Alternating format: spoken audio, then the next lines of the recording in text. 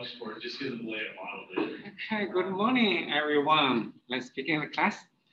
Today we are going to talk about one of the deposition method in IC fabrication. It's called physical vapor deposition, and we simplify it as PVD.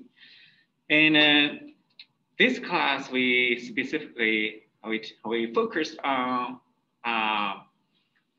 evaporation. Okay. And for thin film deposition in IC fabrication, we have like metallization, and we deposit polysilicon.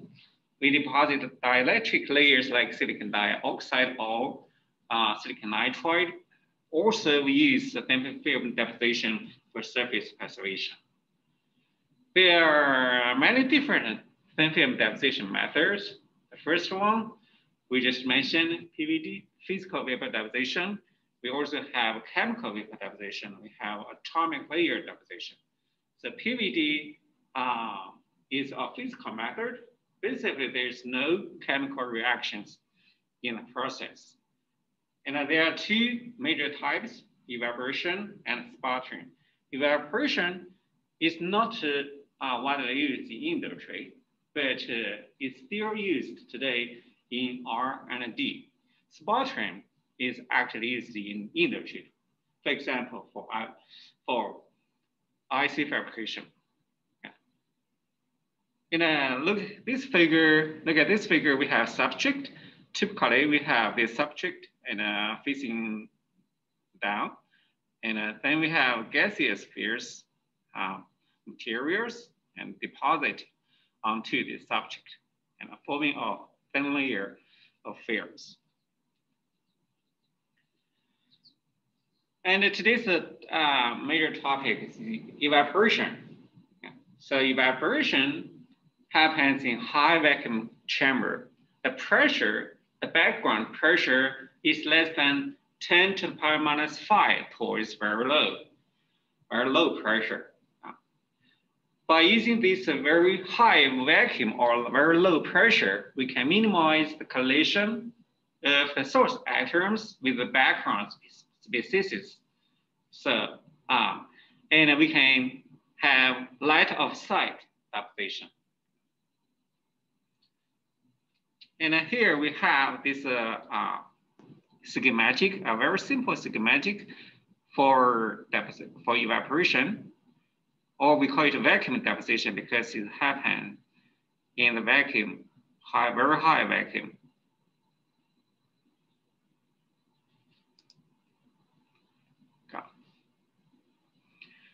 Okay, so we have for right here, yeah.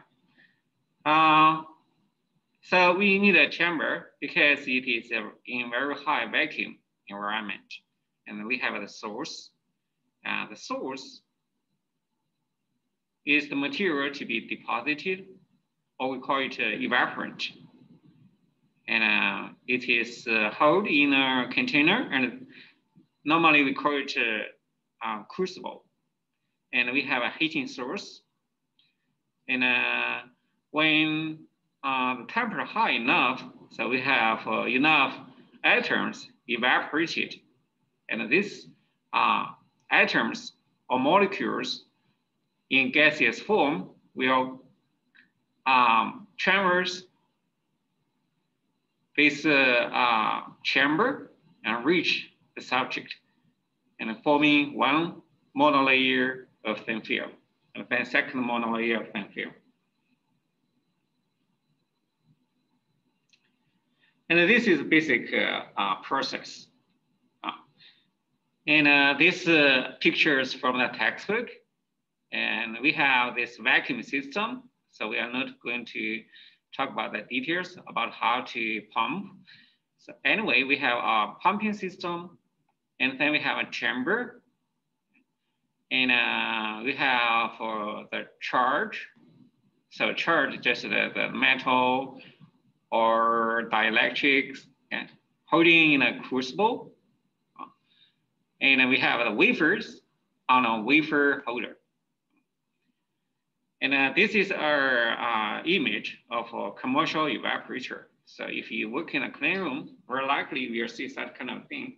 It is e-beam evaporator. It's widely used for research and development, especially for 3.5 devices like Marshall devices fabrication. One important parameter associated with the evaporator is mean free path. So we mentioned mean free path concept before. It is the distance between two clearance. And lambda equal to KT over square root 2 pi PD square. KT, you know, is a Boltzmann constant multiplied by temperature. And then pi and the P, this is the background pressure. And the D, that is the diameter of a molecule. Typically, the diameter of a gas molecule is about 4 angstroms. So with this 4 angstrom and at room temperature, we can easily calculate for background pressure or the gas pressure to be 10 to the power minus 4 power, that is Pascal. This is equal to 7.5, 10 to the power minus 7 power. So to make it more straightforward, more clear, so 1 power is 10 to the power minus 5 atmospheric pressure. So it's very low pressure. And we can calculate lambda equal to 60 meter. This is very large, actually.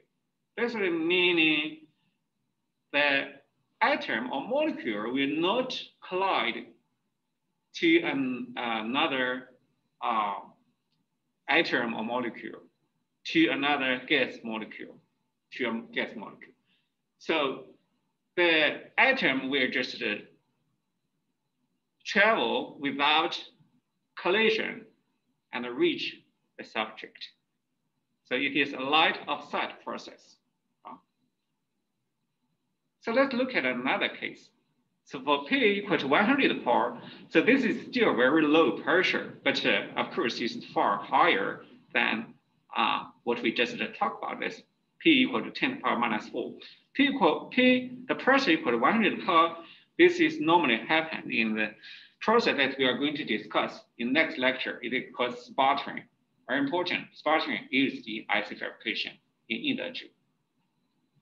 And this is still low pressure, and we can easily calculate lambda equal to 60 micron, very short. So this is, so it will actually collide to gas molecules or other atoms before it reaches to the subject. So it is no longer a flight of sight applied process anymore.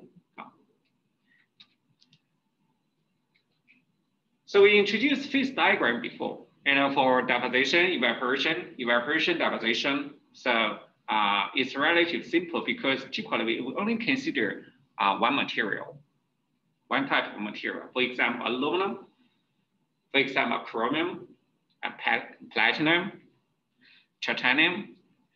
Here we know if we increase the temperature, the solid, for example, the aluminum will turn to liquid first and then turn to gas. And actually, at every temperature, there exists an equilibrium pressure, right, as PE. Yeah. And so there's equilibrium pressure for this. So we have the atoms above this solid or liquid. Yeah. And so this pressure reached equilibrium. And we can find the equilibrium pressure from this plot. So we take a look at, for example, indium. And we increase the temperature. Typically, maybe we can say 10 to the power minus 2 torr, or this is 10 millitorr. So we can find that at maybe around 900 degrees C. So we can reach vapor pressure of 100. 10 millitorr. So And we can find more, like for each temperature, actually, there is associated vapor pressure there. So what we want to increase the vapor pressure, and we want to increase the temperature, because the vapor pressure is higher, meaning there are more atoms there, or molecules there, and we can increase the deposition rate. And if the temperature, so in this plot, if the temperature is less than the melting point, and the process is, it's sublimation. If the temperature is higher than the melting point, we know the process is called evaporation. So both processes basically can be used. Sublimation or evaporation can be used. In sublimation, the temperature can be even lower. But the problem why we use evaporation, but not sublimation, is that we can look at this. We can look at this. These are the source materials for evaporation. So we put this slug into the crucible. And if we use sublimation, so when the atoms get out of this slug and reach the wafer, the silicon wafer, or some other type of subject, the shape will change. For example, the size will be smaller. And then the rate will be changed. And we want uniform deposition rate for easy control and for uniformity. And with this sublimation, the surface of the slugs will change and the deposition rate will not uniform. So this is one major problem for sublimation. Instead, we use evaporation. When we use evaporation, the slugs will melt. And if you change it to a uniform, so a bigger slug in the chalk instead of one very small slugs. So this surface typically will not, the surface typically are around a circle, the circle. So surface will not change along the time. The area will not change along the time. So we have uniform deposition rate and hopefully uniform deposition. Okay, so here we show the example, like in order to get uniform deposition, high quality deposition, we need at least 100 millitol. So here, and at this temperature, we can find that at this pressure, we can find that the temperature needs to be at least 1400 K. Actually, aluminum here is here. So this is about 1127 degrees C. And for tantalum, so it's not shown here, but it's close to platinum. And it's about 2000 degrees C. So meaning for refractory metals, we need a much higher temperature than other materials, like vanadium, right? Like for aluminum. So that increases the problem, actually, for heating problem. So we are going to talk about that next. How to achieve uniform deposition? That's a question. So similarly, we can think of using such a spherical wafer holder. So this uniform. And we can consider use a point source. In other words, we put the source at the center of a sphere. And we suppose this source is very small compared to the wafer, compared to the sphere. So this is one way. Another way, we use a small surface source. And we put the source on inside the surface of a sphere.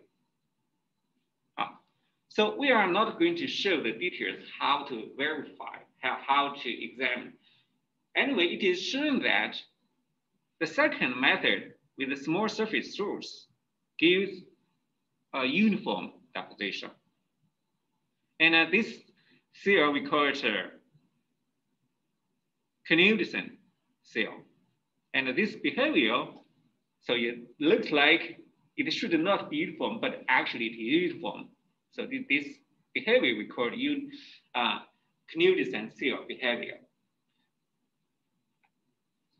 On the other hand, if you use a small surface here, actually you will not get uniform deposition rate.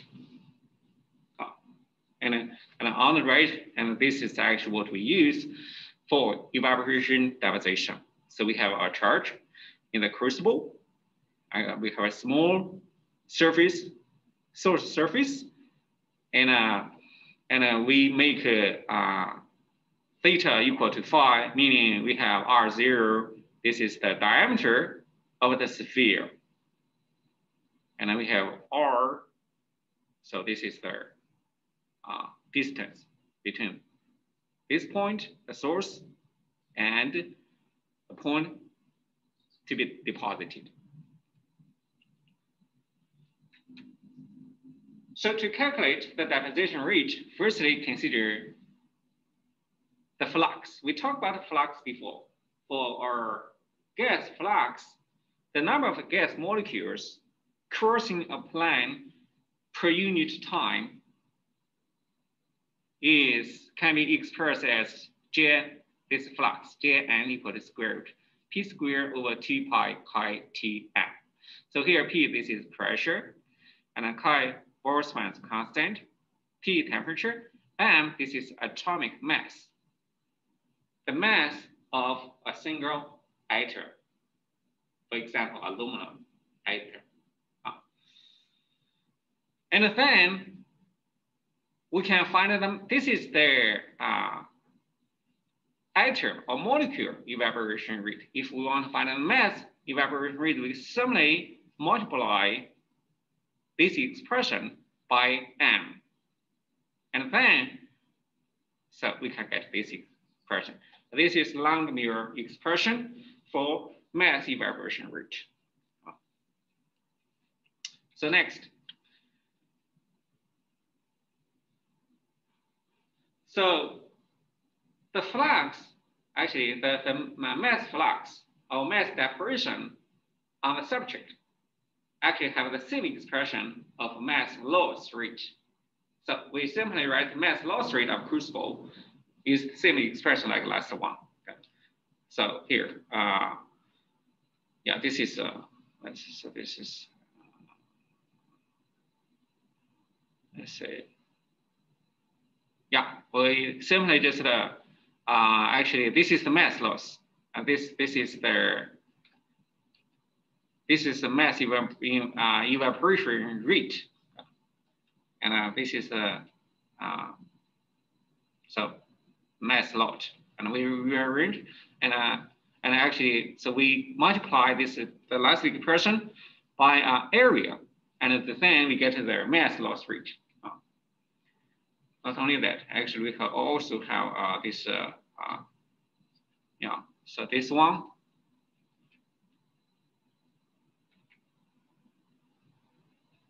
multiplied by A, the surface area, and then this is the flux per time. This is the per time. This is the mass loss rate of crucible. Okay. So with this mass loss rate of crucible, and then we can calculate the thickness deposition rate. And so we assume the area, this A, this is their surface, this is the crucible surface area here, A is here. Okay. And then 4 pi r squared is the sphere. Is the sphere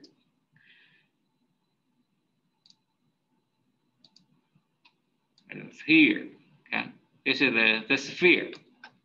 If we deposit all directions, in all directions, and we get the deposition everywhere along the sphere.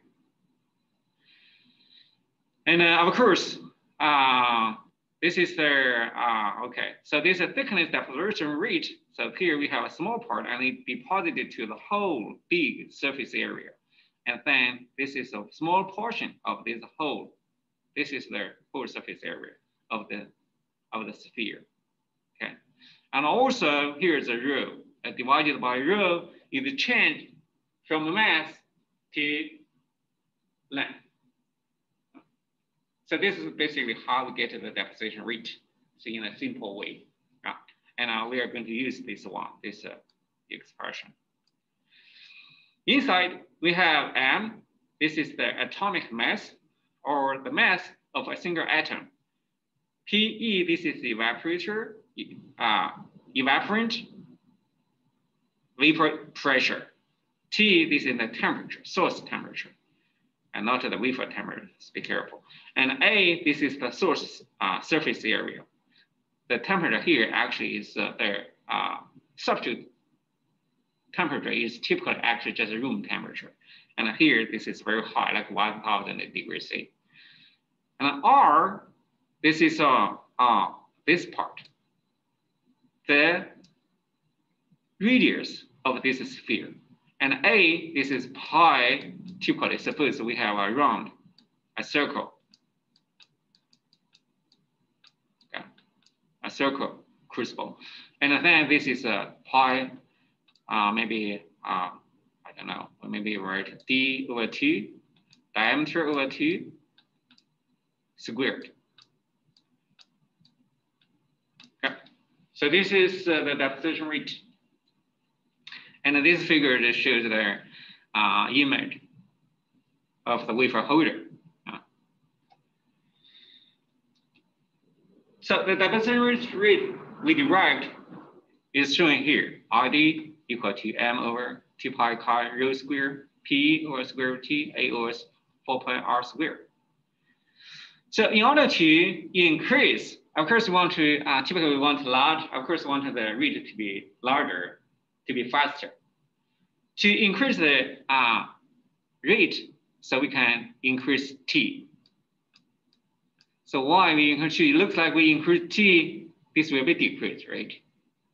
But actually, PE is strongly related to T. You can say this is a log scale, and this is a linear. This is a linear scale. And if we increase a little bit, we will increase the pressure significantly. That's why we increase temperature, we can use the deposition rate. But at high temperature, there's a problem. You know, when the temperature is high, so here, this region will be very viscous. So there will be a viscous flow regime. And if this viscous gas now reach the wafer, there might be some droplet formed. And then the uniformity surface morphology will be poor. And this is something we don't like. On the other hand, with this viscous flow regime,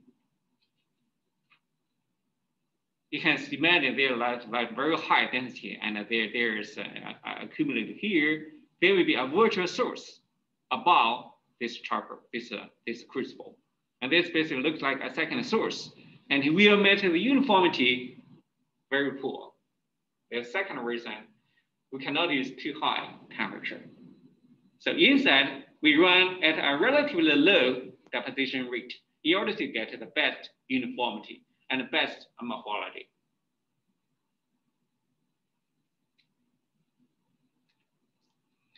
Oh, here's our example. So let's work on this example.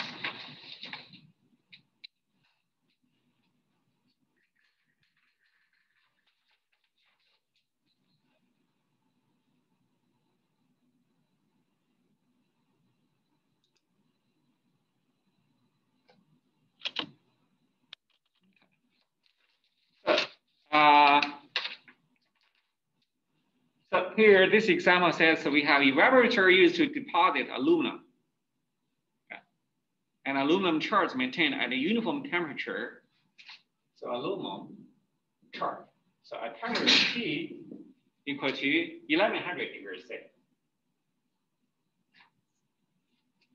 And if the evaporator planetary has a radius of 40 centimeter, so this is R equal to 40 centimeter.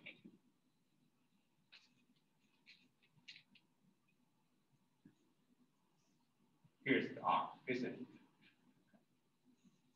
R. So 40 centimeter. And the diameter of the crucible is 5 centimeter.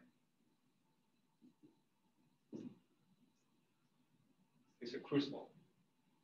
So here. So D equal to 5 centimeter. Then we want to find the deposition rate of aluminum. We want to find ID. So we can write ID. So RD equal to square root M over 2 pi chi rho squared time PE over square root T time A over 4 pi R squared. So we need to find M. Okay. So to find M, so we know for aluminum, M equal 27. So this is a gram per molecule, per mole, not molecule, per mole. Okay. And we want to find M actually is equal to, so this is 1 mole. And so we just divide it by our Avogadro's number, our Avogadro's number, and 0. So this is 27 gram per mole divided by N0. So N0, that is 6.22, 1022 times 10 over 23 particle per molecule. And we use this calculation in exam 2. And then we can find it. So M, so this is a small number. And we find M. And then K, this is Boltzmann constant. So K, this is 1.38 times 10 to the power minus 23 joule per calorie. And the rho, this is 27. For aluminum, this 27, we also used it before. So 27 gram per cubic centimeter. So T is 1100 degrees C. We can convert to absolute temperature. And then, so A here. So A is pi D over 2 squared. So D, we know D, that is 0.45 centimeter over 2 squared. So A we know. And R we know. R is 40 centimeter. So the only thing left is the pressure. For the pressure, we can find from this figure. So for aluminum, this is aluminum. We deposit aluminum. And 1100 degrees C, this is 1100 degrees C. We draw a line somewhere here. Okay. So not so straight anyway. And we draw this line. This is aluminum. This is straight is about here. Okay.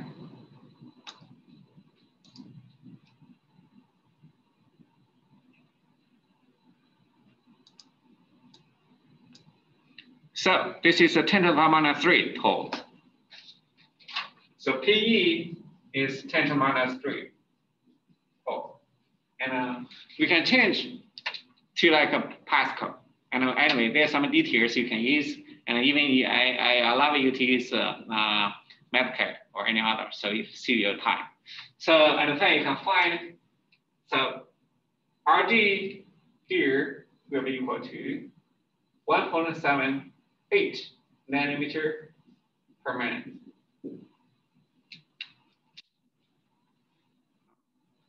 And the next, so we want to find if the charge also has background pressure, we don't mind this one. So let's find the arrival rate of aluminum atom. Okay, arrival rate of aluminum atoms. So how many atoms arrive at the surface of the subject per unit time, per unit area? So this is easy. We just actually, so I just shown here. Actually, just R, this is the deposition rate, time rho over m. Be careful, this m, I would prefer to use lowercase m. Lowercase m means the mass of a single atom. Larger m typically used as the 27, like for aluminum. This is the atomic mass. Atomic mass, there are two meanings, right? Possibly two different meanings per molecule or per atom. Here we use a lowercase m, meaning this is, we just use this m. If you use 27, you will get the wrong results. Okay. So this is arrival rate of aluminum at their subject surface.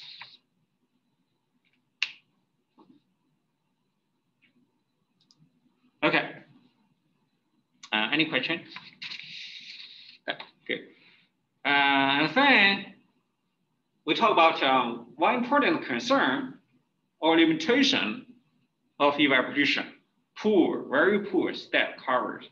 So what is step coverage? Step coverage here meaning, if you look at here, we can say,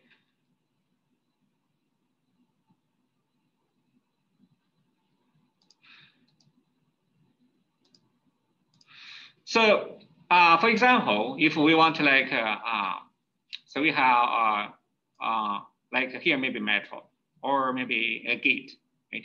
And then we have our, this is here a layer of dielectric, like silicon oxide maybe, right? And we want to make a contact here, and we just etch, and here remove this part. And this, we will deposit something like this. So we make the contact using this via. So this is metal,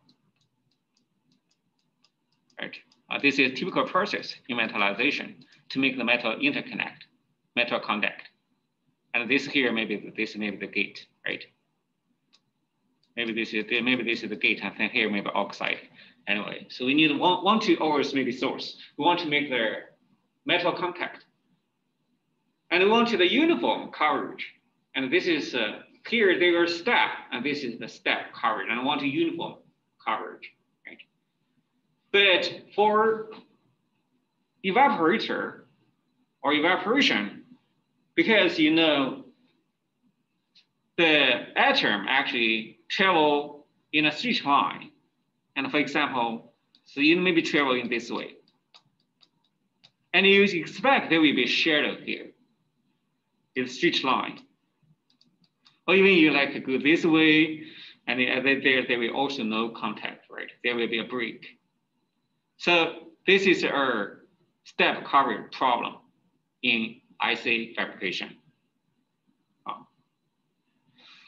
This is a very bad thing for IC fabrication, but there's actually a very good thing. That's one important reason why we use E-beam evaporation. Actually, when I was grad student, I do a lot of work in the clean room for 3.5 device. That's gallium arsenide device. This is for silicon. Silicon, you don't use it. But gallium arsenide, for gallium arsenide device, actually, we use leaf-taught process we talked about in the last lecture. And this,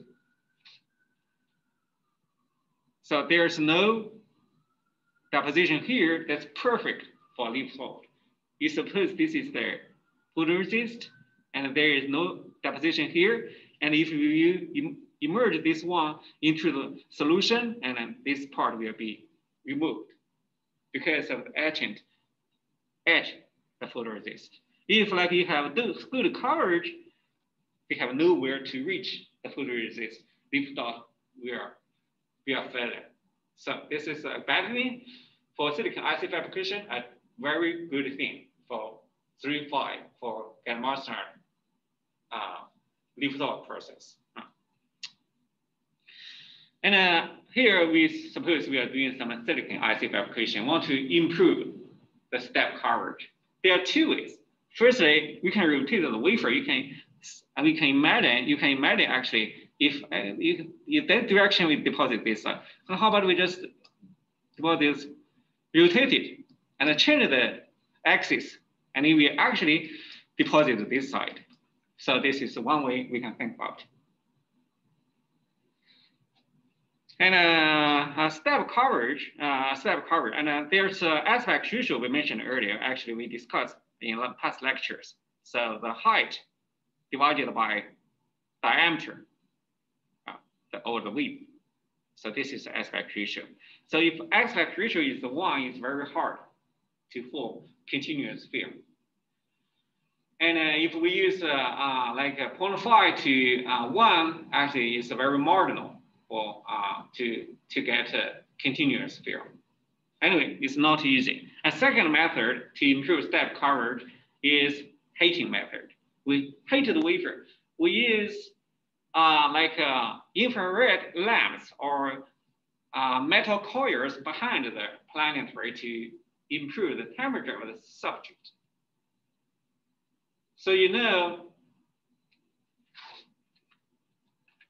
so we have this step, okay?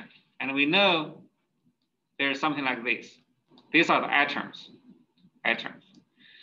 So if we increase the temperature, these atoms will subject something like similar to surface, like diffusion, bulk diffusion we discussed before. So the high rate region, the atoms in high rate will diffuse to lower rate because of the high temperature. And it follows Arrhenius function, as we discussed when we discussed diffusion. And then there's characteristic surface diffusion length associated with this Arrhenius this function. And we can derive from this Arrhenius function. And this characteristic surface diffusion length can be very large, like maybe 10 micron, for example. Meaning that we diffuse from higher rate to lower rate, and this will improve the step coverage problem.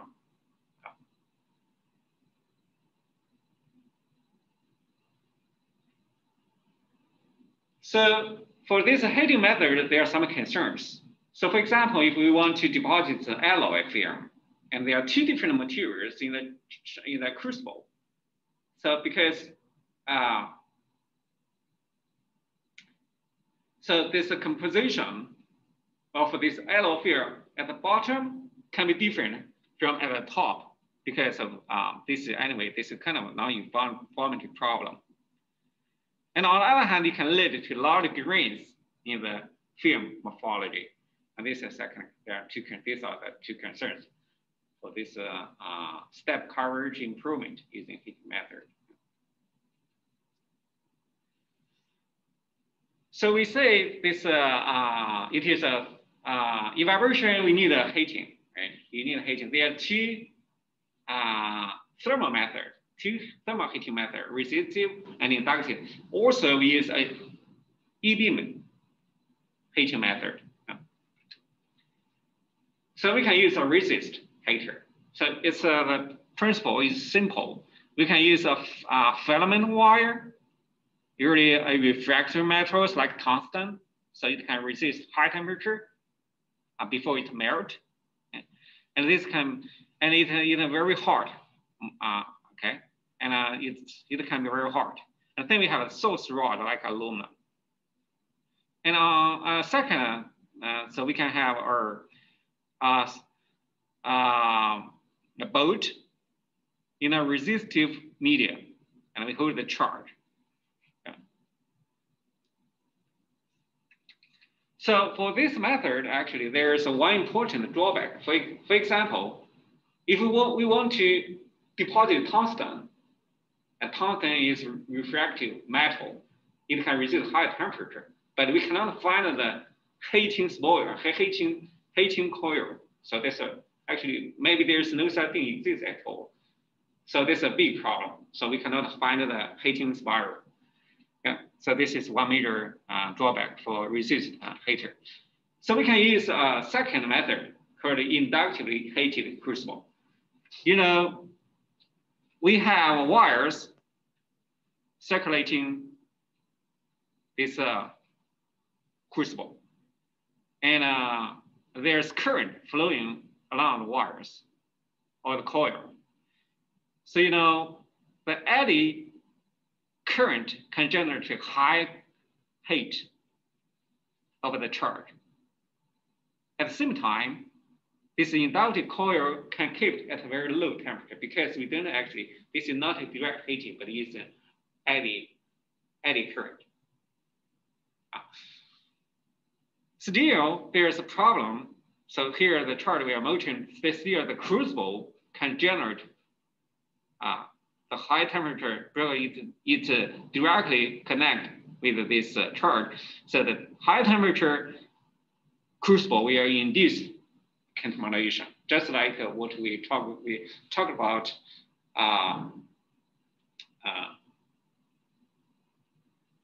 the growth of silicon.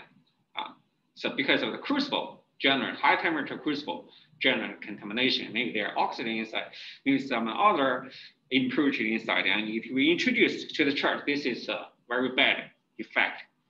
This is a contamination problem associated with the heating method.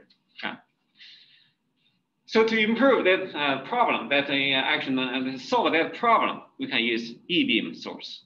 So E-beam source here, there are two examples. Here, so this is a coil, tungsten filament coil, and it will inject this. We increase the temperature, it will inject electrons, and we can use high pressure, high voltage wire connected to this rod to be evaporated like aluminum, and this high voltage wire will attract this electron into it, and then this electron, high speed electron, will melt that point of aluminum.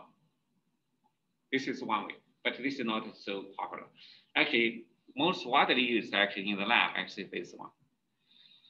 We have filament, and it generates electrons, and we have accelerating rate, and we accelerate, and then we use magnetic field to bend these electrons 270 degrees, and this electron will reach this crucible, and then it will collide with the charge and generate heat. High energy electrons reach this crucible will generate heat. So this is a third heating method. So we call it E-beam source. And the evaporation or evaporator, we call it E-beam evaporation or E-beam evaporator. What it is in their R&D labs. But for E-beam evaporator, there are also some concerns. Because we use a hot electron filament. So there will be some source. There actually, you should also introduce some sorts of contamination. Even though usually we put this filament below the crucible, but still because of the high temperature effect, so there will be actually release of contaminations, release the contamination problems. Also, there is a radiation damage problem, especially for silicon-based technologies. We know the electrons in high temperature is actually excited. When it decays back to the core level, actually it might radiate some like X-ray. And this X-ray will damage the subject and dielectrics. And also we have secondary electrons that also introduce damage to the silicon-based to the silicon wafer, and the material is deposited. So normally, because it is under very high vacuum, so it pump, it takes a long time. Actually, maybe takes 30 minutes. And then if you change it to another material, you want to it takes maybe 1 hour, right? Here it is. Maybe it's fast, but still takes longer time. And instead of using one single source, normally we use multiple sources. So in multiple source, because we can just without opening the chamber to release the pressure, and we can directly just change the source inside the chamber. So in this way, we can deposit different materials without opening the high vacuum chamber. So for resistive chamber evaporator, so we can use a high current switching box. Each sample crucible has its own heating coil. We can just turn on, turn off, turn on this one, turn off this one, turn on the other one. And for E-beam evaporator, it is even easier to control. So there are two different methods. We can use electrostatic method or magnetic method. Anyway, it is electromagnetic method. So we can control the electron beam to different point or different source very easily. We apply our electrostatic potential or change the magnetic field, we can change the direction of electron flux. And then we can control, we can move to different source for different deposition. A second method is the mechanical method. We can put the charge on a wheel and then move to the beam, rotate to the beam. So it's mechanically control which source need to be turned on, which source need to be turned off. This is multi-sources. So associated with multi-sources, so we talk about multi-component films. So oftentimes, especially for 3-5 device, we need many different materials. And we may need alloys, deposit alloys. For alloys, we can use one crucible, and we have alloy melt. But there are a lot of problems with this one because for different materials, we have a different pressure for same temperature, and it's very hard to control. So meaning their deposition can be non-uniform. This is undesirable because alloy we need it to be uniform, right? For the ratio, it should be the controllable, but actually not that easy to control. And then using different methods, we have multiple sources, like 2 sources. And for this, at the same time, they just deposit at the same time, but still they're associated with the temperature. For same temperature, we have 2 different pressures. And so non-uniformity problem is still serious. And third method, so we have 2 materials and we have charter. And for each material, we can control the temperature and control the pressure. And then we open the first one, deposit the first one, and then very, very extremely thin layer. And then open the second one, turn on the second one, turn off the first one, and deposit the second layer. And then if the layer is very thin, we can get alloys. We will diffuse to get alloys. And sometimes we want to layer like aluminum and then platinum. So it's not alloy, so we can just maybe a little bit thicker, and then we are not diffuse that much, and we can get a layered deposit. So this is our multi-component films using multiple sources. So this problem, this is actually geometrical problem. Explain why normally we don't use one source for alloy. So basically, the compound material breaks down at high temperature. Also, each component, aluminum, platinum, they have different vapor pressure at the same temperature. And they have different deposition rate. And then the film with a different, this result in a film with a different stoichiometry compared to the source. And here we have our comparison, thermal evaporation and E-beam evaporation. Thermal evaporation typically is for metal and low melting point materials. Very high temperature like for tungsten is almost impossible. And then for E-beam, so we can deposit not only metal, but also dielectric, very high temperature, no problem. And then we can reach like 3,000 degrees C, you can see here. And for thermal, typically below 2000 degrees C. And a typical evaporant, so gold and some dielectrics for thermal, and E-beam, so almost everything. And thermal evaporation, impurity can be high, and E-beam, the impurity is low. A deposition rate, E-beam can be high, and temperature can be high, cost can be high. But still, E-beam evaporation is very commonly used, even though it's a little bit expensive than thermal evaporation. Okay, so this is the thermal evaporation and E-beam evaporation. And the next lecture, we are going to talk about important technology for IC fabrication, IC deposition, that is sputtering. Okay, see you in the next lecture.